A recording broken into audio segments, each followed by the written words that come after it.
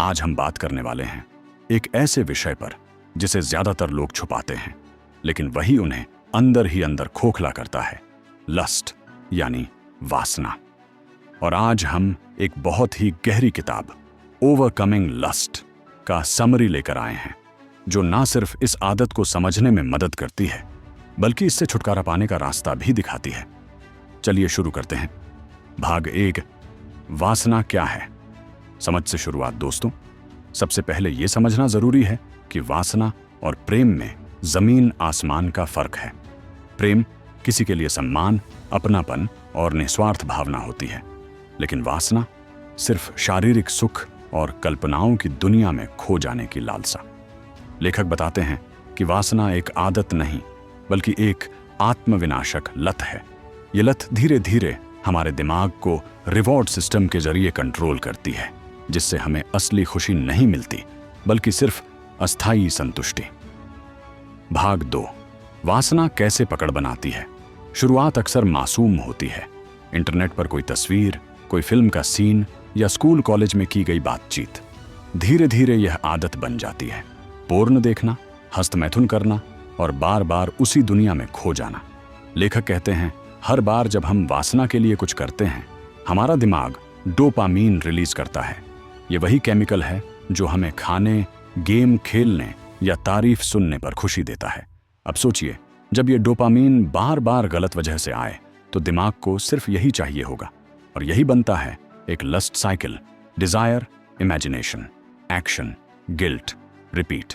भाग 3, वासना का असर।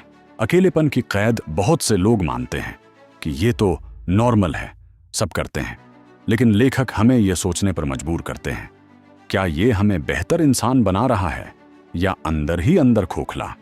वासना का असर सिर्फ दिमाग तक सीमित नहीं है, यह आपके आत्मविश्वास को खा जाती है। रिश्तों में इमोशनल कनेक्शन खत्म कर देती है। एक समय पर आप खुद से शर्मिंदा होने लगते हैं, और सबसे बड़ी बात, आप अकेले पड़ जाते हैं। लोगों के बीच रहकर भी दिल में खालीपन महसूस करते हैं। भाग 4, वासना से आजादी। पहली सीढ़ी है सच को स्वीकारना। लेखक कहते हैं, वासना पर जीत की शुरुआत वहीं से होती है, जब आप ये मान लेते हैं कि आप इससे जूझ रहे हैं।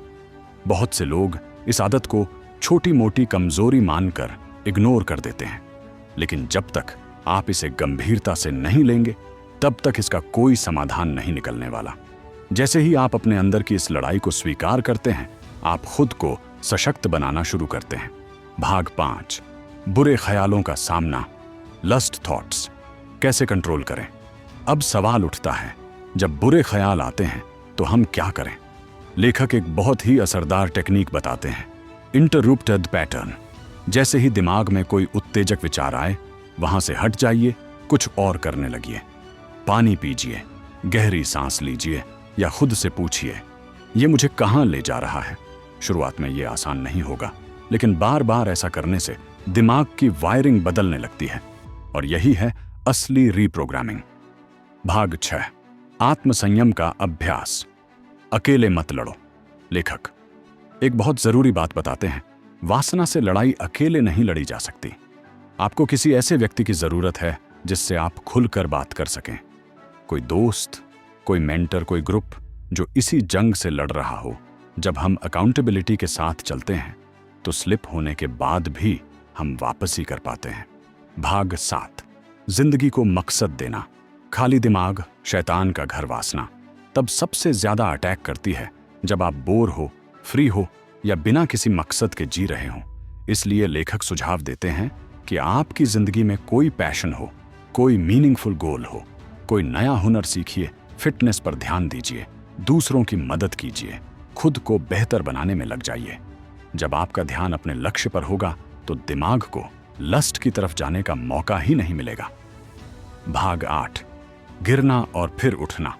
हार मत मानो। लेखक खुलकर कहते हैं, आप कई बार गिरेंगे, लेकिन फर्क इस बात से पड़ेगा कि आप हर बार उठते हैं या नहीं। गिल्ट में डूबकर बैठ जाने से कुछ नहीं होगा। हर बार गिरने पर यह याद रखिए, मैं इंसान हूं, मैं सीख रहा हूं, मैं बदल सकता हूं। भाग 9, आध्यात्मिक जुड़ाव। आत्मा की शक्ति। ओवरकमिंग लस्ट सिर्फ मनोवैज्ञानिक नहीं, आध्यात्मिक किताब भी है। लेखक बताते हैं कि इस जंग को जीतने में ईश्वर, ध्यान और प्रार्थना बहुत मदद करते हैं। जब आप किसी शक्ति में आस्था रखते हैं तो आप अकेले नहीं होते। आपके अंदर वो संयम जगता है जो किसी और तरीके से नहीं आ सकता। सुबह ध्यान कीजिए, सकारात्मक बातें पढ़िए, प्रकृति से जुड़िए और अपने जीवन में स्पिरिचुअल कनेक्शन बढ़ाइए। भाग 10, फ्रीडम। जब आप लस्ट के पार पहुंचते हैं। और अब आखिरी भाग, जब आप वासना पर नियंत्रण पा लेते हैं तो क्या होता है? आप हल्का महसूस करते हैं, अपने ऊपर भरोसा बढ़ता है, रिश्ते गहरे और सच्चे बनते हैं और सबसे बड़ी बात, आप आजाद महसूस करते हैं। लेखक कहते हैं यह आजादी सिर्फ बाहरी नहीं, एक अंदरूनी शांति है जो सिर्फ वही समझ सकता है जो इस जंग से जीत कर निकला हो। अंत में मेरी बात दोस्तों, ये किताब सिर्फ वासना को रोकने की गाइड नहीं है, ये एक बेहतर इंसान बनने की राह है। ओवरकमिंग लस्ट सिखाती है कि हमारी इच्छाएं हमें कंट्रोल ना करें, बल्कि हम उन्हें समझदारी से जीना सीखें। अगर आप इस जंग से गुजर रहे हैं तो याद रखिए, आप अकेले नहीं हैं और अगर आप ठान लें तो आप इसे हरा सकते हैं। धन्यवाद दोस्तों, ख्याल रखिए और खुद को बेहतर बनाइए।